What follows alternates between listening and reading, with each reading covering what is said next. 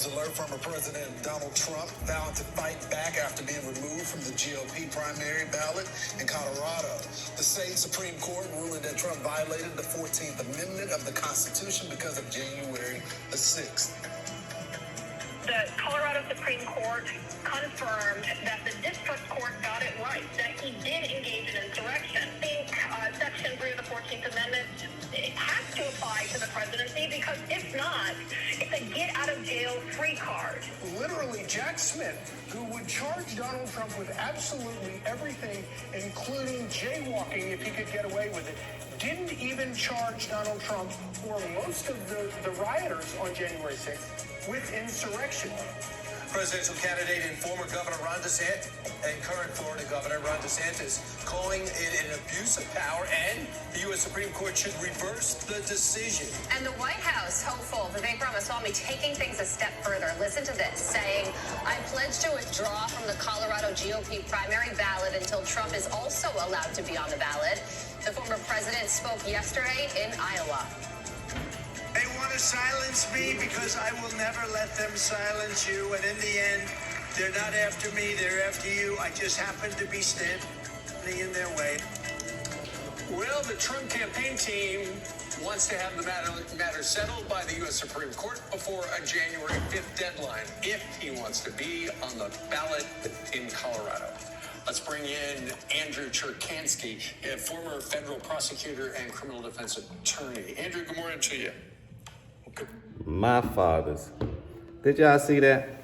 So now they trying to do, what they're really trying to do is this. They're trying to do every tactic that they can possibly do to get President Trump off the ballot. This is why.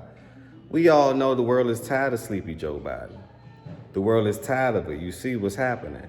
And the fact that they're trying their hardest to just pull a string. Now, you remember, the president can do whatever it wants to do.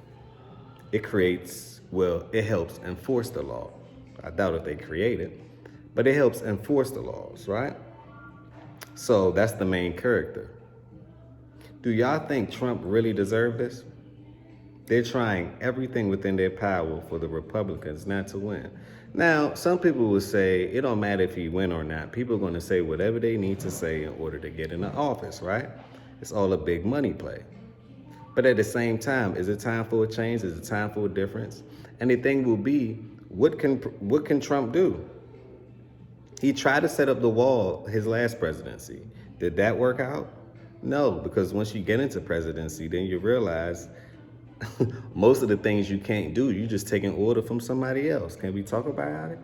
I just want to talk about it. Leave your thoughts down below. I really want to know what you think about this one. Amendment 14. What? So now Colorado's saying that he will be off the ballot. How many other states are going to make sure that this catastrophic or cataclysmic event can take place? Which means that if Trump is off ballot, right, and the only person that's left is Biden, he's going to make sure that he wins. That's just 1 + 1. They're playing laws against laws, people against people, family against family. Now Joe Biden's son, he's allegedly, supposedly under investigation for something, right? He under investigation for something. But what does that say about the whole narrative as a whole? It's a sloppy game and it's more to come. Election is here, election is near. Let me know who you plan on voting on.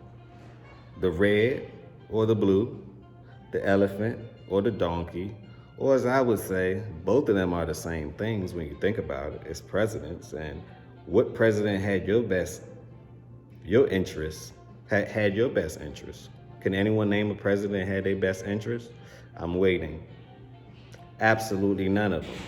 But what you can do, you can position yourself in a way that allows you to benefit off of the red and off of the blue. We all know that when the red presidents is all for the business and the entrepreneurship, so we know, and the riskier assets, that's going to skyrocket. The blue presidents, no. They're for safety, labor force. It's a reason why these migrants are coming across the border. Like I say, right? This was a stage play. I don't believe in coincidences. I don't believe in it. This is a stage play. The border was open so that Biden can get the vote from the migrants. It's that simple. Millions of people have came across. Millions. ¿Cómo se dice millions in Espanol? Do anyone know? Leave your thoughts down below. How many people came over? And let me say, this is not just Hispanic people coming over. This is people from all over the world. Nigerians, people from Ghana, people from Venezuela, people from Brazil, people from Africa, all over the world. The Asian community also comes over. So you got a mixing pot of, which is what America is made out of. People from all over the world helped build this place. So that's what's taking place or taking shape. Can we talk about it?